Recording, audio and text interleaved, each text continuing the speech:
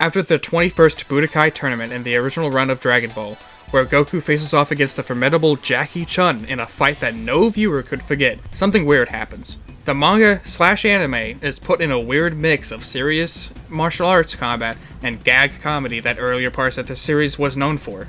For the first 55 chapters, the manga has a lighthearted, comical tone, which is suddenly shifted in order to compensate for the new threat, the Red Ribbon Army.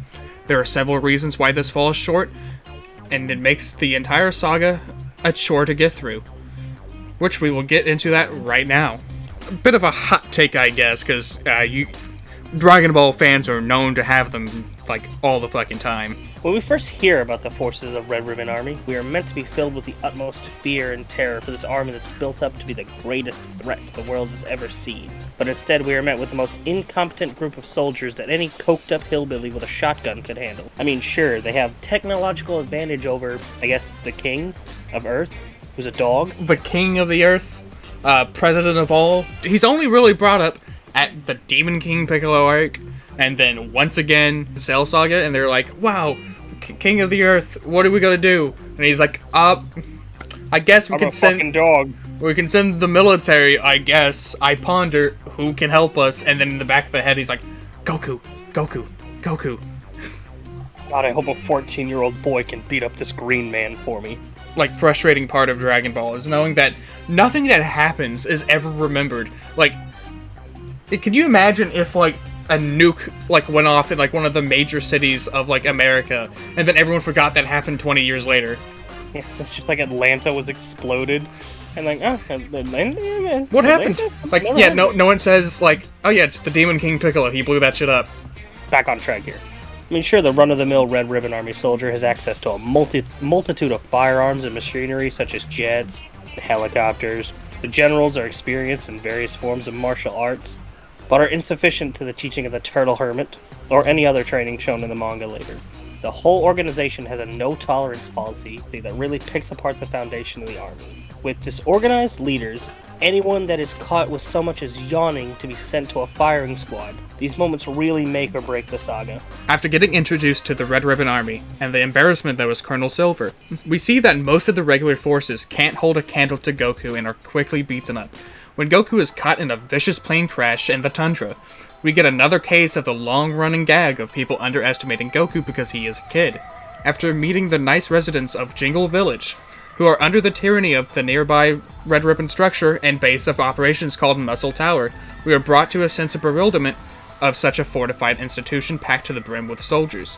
This excitement is then followed by quick disappointment, however, seeing as the defenses are no match for Goku once again. It just happens over and over and over again, and it's just kind of like running gags are good, but if it's taken away from the second half of the experience of original Dragon Ball, which is the martial arts, if you already know the outcome of the fight, because you know Goku's arsenal, like you said, it's knowing the outcomes really dampens the whole, 15 minutes Goku spends running around like, no, how am I gonna beat this guy?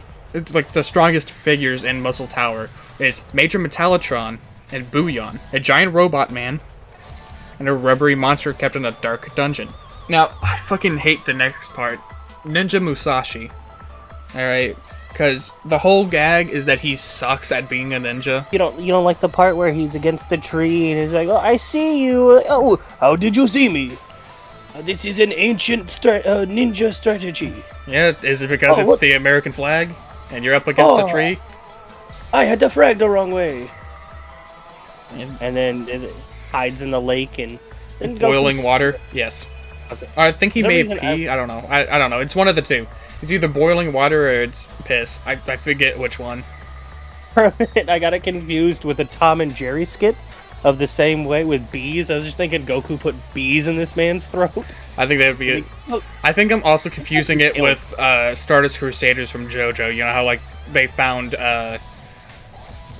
what is his cameo? Yeah, cameo. You know how he was underneath and he had judgment, make mud people, and they found his little bamboo pipe thing, and they just start pissing in it.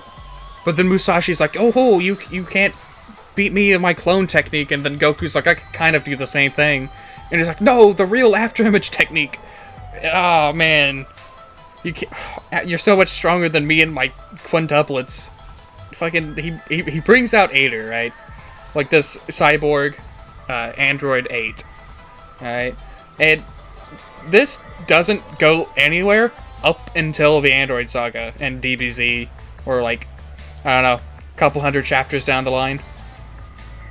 When you said doesn't go anywhere, I'm like, when was Ader mentioned in the... Never.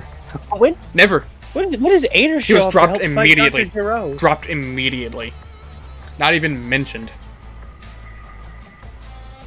As soon as Muscle Tower's done, Ader is dropped off at like the fucking daycare and then like abandoned.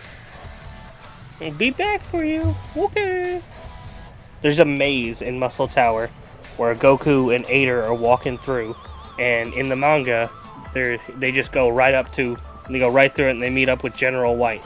In the anime, there's a little 5-minute thing where General White keeps hitting the thing and changing the doors, and Ader's like, it's over this way. Oh, hold on a minute. I could have sworn it was here. I think it's here. No, that's not right. Oh, it's here. Well, hold on a minute. And then they just eventually punch through it. Oh, and I would give the anime one sliver of credit. Is that when Goku goes to finish off General White, Ader stops him and says, Goku, don't take pleasure in hurting people. Right, and a lot of people like hype that shit up, like, oh yeah, this teaches Goku some humility. That has never happened. What happened is that Goku got like sidetracked with talking with Ader or whatever, and then General White came out and shot him in the back of the skull. And then Ader just punched him into the freezing cold. Ader murdered General White. Yeah, no. Prove the point. Goku should have gone for the hit. And also, it doesn't really stick a hit. Like, no, don't. Goku, like Kid Goku, kills like a bunch of people later when he attacks the Red Ribbon. Oh, you mean when he like causes like helicopters and jets and tanks to explode? Yeah, just disregard for human life. Goku decides to visit Bulma at her home next to Capsule Corp in order to use the Dragon Radar. Some wacky shenanigans ensue. She agrees because yada yada yada. She's mad at Yamcha. Blah blah blah blah. Bulma's useless in Dragon Ball. Except for like the Dragon Radar and giving birth to Trunks and the Time Machine. She gave birth to Trunks and the Time Machine. Same time. Yeah. Great. Even then, Bulma's. Here's the hot take: Bulma's useless, and is most of the time a hindrance. Either she's antagonizing the person everyone's trying to fight, or she's in the way. As soon as like things get tough, she cowers behind literally the 13-year-old. I hope the Shadow Dragons return at some point in the main line, because my god, that movie was when they said, yeah, I've just been using it for cosmetic surgery. Yeah? Oh, great. You mean the wishes that can bring back planets? Aren't you rich? Don't you have technology to develop this? Why are you using the ancient magic dragon that we should probably have on standby? Because every 15 minutes, someone Goku, like, glanced at an Arby's wants to fight him. And that usually results in City 17 exploding. You know how, like, before the Super movie, we had the Universal fucking tournament?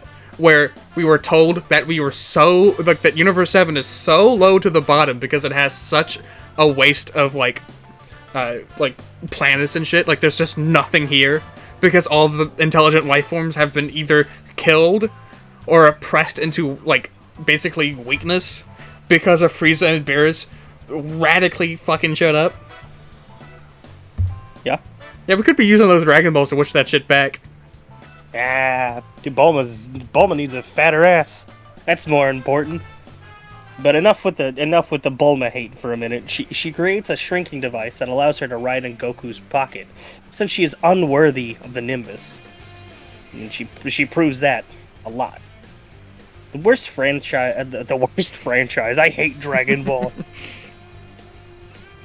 The worst gags in the franchise exist in this arc alone. She wackily mistakes her dad's capsule case for her own. Then she makes the most rookie move in all of fiction, forgets to take her MP-18 off the wall. Now, after they find out they need a sub to get to the next Dragon Ball, it's off to Master Roshi, who, in exchange for a sub, wants Bulma's Shrink Band, which he immediately uses to try and spy on her and launch in the bathroom. Master Roshi is not allowed within school districts. Now, you see, we could not get Master Roshi here into the West City judicial system, but we have him up on the big telly. Now, Master Roshi, why did you try to peep on these underage gals? I have... But I'm above laws. I'm immune. I have immunity. Try to arrest me. Do it. You have no jurisdiction on my island. You can't do shit. Over and out. Well, as you can see, we can't do anything. We tried to send a helicopter to arrest him. I don't know if you guys know this, but he can shoot lasers. So we just kind of leave him alone. Alright, so yeah, the Krillin shows up. They go with Bulma and Goku to go to Pirate's Cove. And then General Blue, alright, this tall, blonde, blue-eyed, Aryan-looking man and his goons, they follow suit. Pirate's Cove has tons of booby traps and defenses, like poison darts, spears, and a giant robo yo-ho-ho pirate thing. General Blue uses his goons as meat shields to get by the various traps, and then Goku and Pals pass through pretty easily, because I don't know if you noticed, but Goku and Krillin are martial artists, and they have fucking magic tools on them. Oh, they have to, baby Bulma through because she can't do a flip.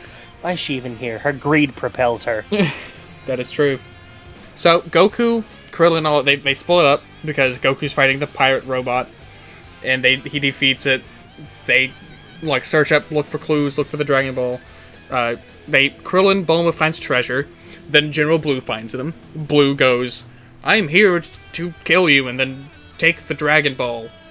And then Bulma tries to use a dated joke of I'll let you kiss me, I'll let you, romp-a-dump-dump. And then Blue is like, woman, please, I'm going to be executed. And then they proceed to call him gay. And then he says, alright, I'm gonna kill both of you.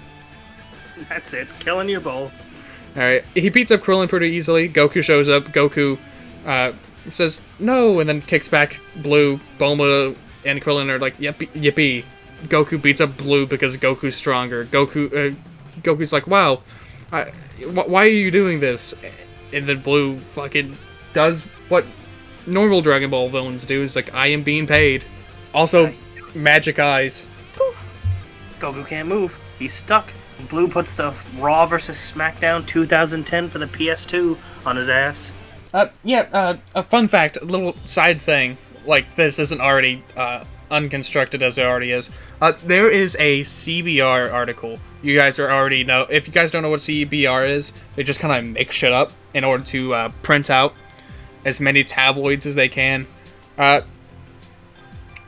They think that General Blue could defeat Super Saiyan Goku because we have not seen, as an audience, General Blue use that technique on Super Saiyan Goku. I'm gonna put a link to that. Actually, I'm not gonna even link it. Nope, don't even give that site traction. Fuck it. Nope, okay. It's gonna be a screenshot up here. Goddamn. C explodes, they leave. Blue is still alive because of reasons. Bulma snuck by a diamond, gives it to Krillin, Krillin gives it to Roshi.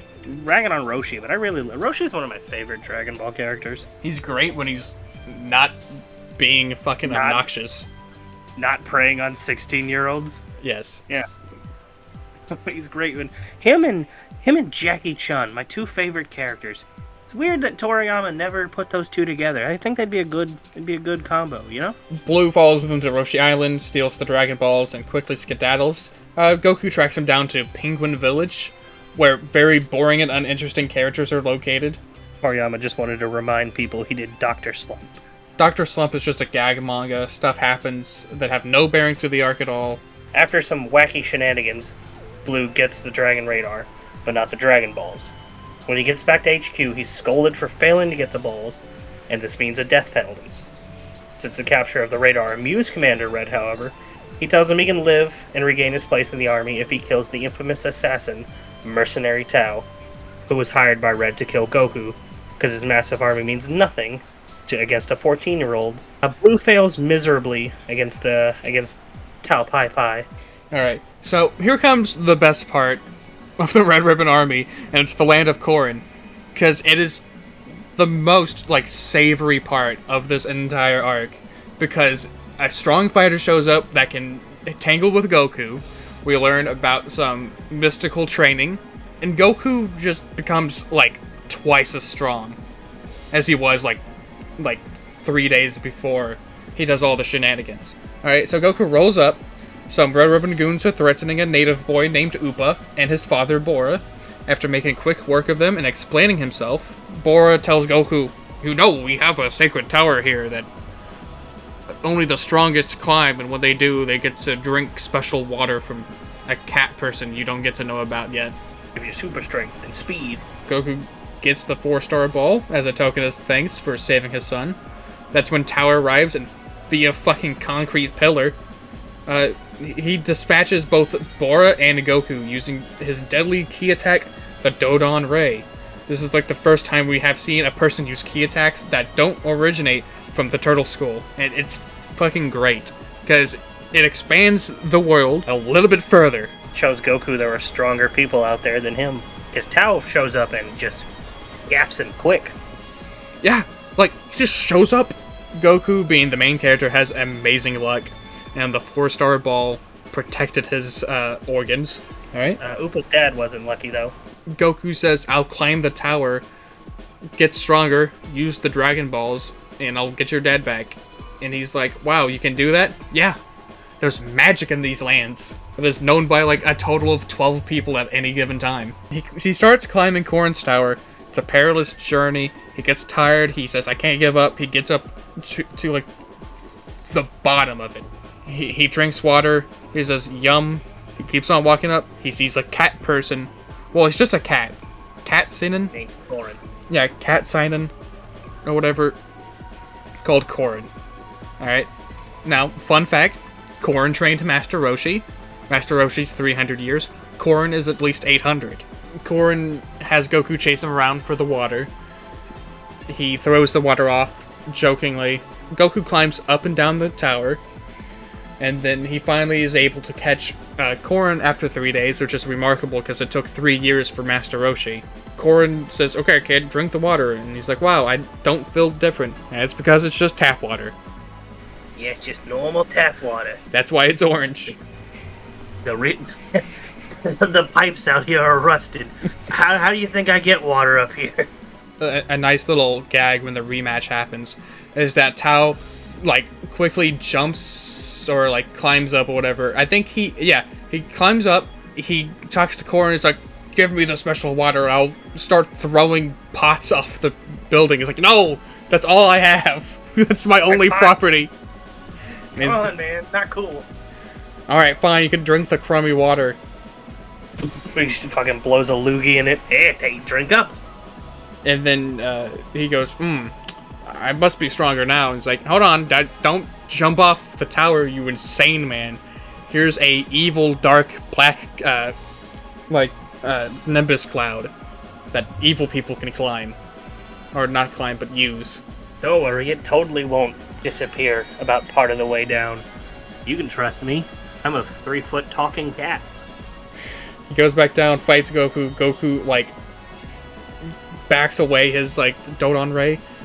Tao is surprised. He starts using a sword, because he's an assassin. He can use any tools he wants. He loses. He begs for mercy. He throws a grenade, jumps up. Goku kicks it back up. Tao is presumed dead. Now, after the defeat of Tao Pai Pai, Goku begins his assault against the Red Ribbon Army base proper. None of the guards are a match for him, nor is a battalion of hover cars. Whilst this is happening, Goku's friends plan to assist him, much to Oolong's dismay. This is ultimately unnecessary because it's Goku. Come on. You don't need you guys. You don't need your help. What's Yamcha gonna do? The best part about this whole raid is the downward spiral the army takes. From confident soldiers to cowering pushovers. The shock and awe that fills the commander's room makes him cower in fear, but his own arrogance makes him certain he can get his soldiers to sacrifice themselves in order to stop Goku. When the going gets tough, Officer Black suggests a retreat. This is when Commander Red slips up and mentions what he was going to use the Dragon Balls for. That's to obtain a couple more feet in height.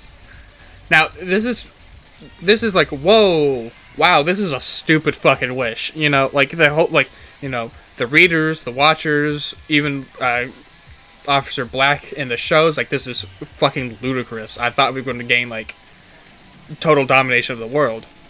Funny enough, Nope. like, 20 years later, out of the blue, Frieza comes to Earth to grab the Dragon Balls to wish to be a little bit taller. I like that.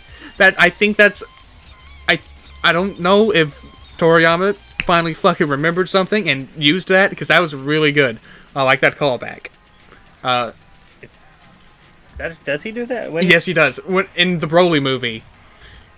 I haven't seen the Broly movie. You haven't seen the Broly? We're gonna have to fucking fix that. I haven't seen Super Broly movie, no. We're gonna watch that fucking after this. Yeah, no, I haven't. I've seen Oh, every it's other so movie. good. I was waiting till after I watched the anime, because doesn't it take place after the Universal Tournament? Yeah, but like it's Dragon Ball. You know, none of that shit carries over. Officer Black kills Red.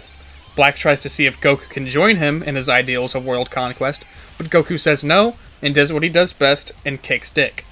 Using a mechanical suit known as the Battle Jacket, Black fights Goku with laser equipment. When that proves to be no use, he fires a missile that could level a mountain. Goku proceeds to kick this away, destroys the fleeing Officer Black. When he decides to leave, he meets his friends that are in the utter amazement in the strength of the ever-growing potential of Goku. There's key moments in the Red Ribbon Army that's great, and then everything else is mid. Yeah, great, you mean Hater and Mercenary Tao. Tao.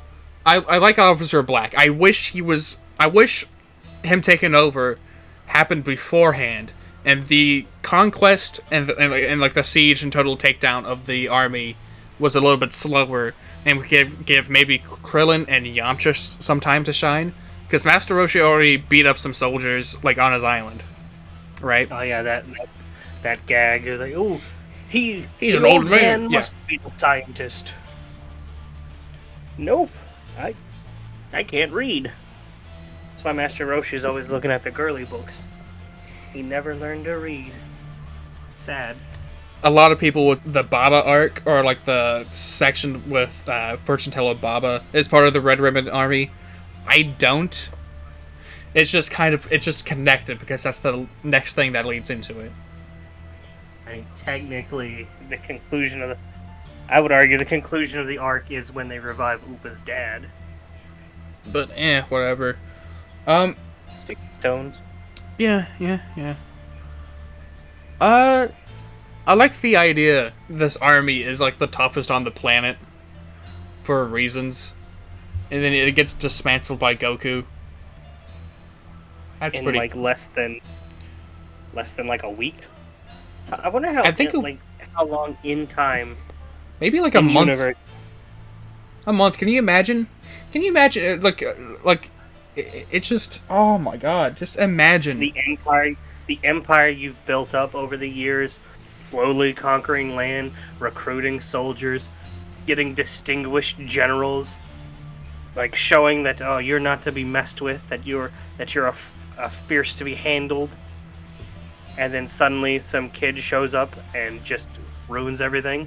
Yeah, immediately. Some of the lasting effects of this arc is androids and Mercenary Tao. Mercenary Tao is used again, like, immediately. Like, he's brought up again, like, the next arc, because that leads into the 22nd World Tournament with the Crane, Turtle Hermit, Master Shin, which is the sibling of Mercenary Tao, and they both trained Tien. Androids, nice concept, doesn't really get picked up till way later into the Android arc, like we said before. And that's huge. Like, it's basically a mainstay of Dragon Ball at this point. And it was the main focus of Dragon Ball once again in the newest movie, Dragon Ball Superhero, where the new Red Ribbon... Was it called Red Ribbon Pharmaceuticals? Yeah, they're like It's Neo the same Red thing. Ribbon. Yeah, it was just named Red Ribbon Pharmaceuticals. It's like, yeah? Yeah? Hopefully nobody will. No one caught on to that? We've established that people in the Dragon Ball universe have like the attention span of rodents. Must So be a that's fine. must be a side effect of like a dog president as king. Yeah, you just gotta stop questioning shit around you when there's a when City 17 explodes every Thursday and the dog president's like, yeah, it's fine. And then it's miraculously brought back the next fucking day. Yeah, do they erase people's memories when they wish it back? Like Shenron, bring back City 17. No, they're just brought back. I think the ongoing death and rebirth of people's like brain is giving them permanent shock.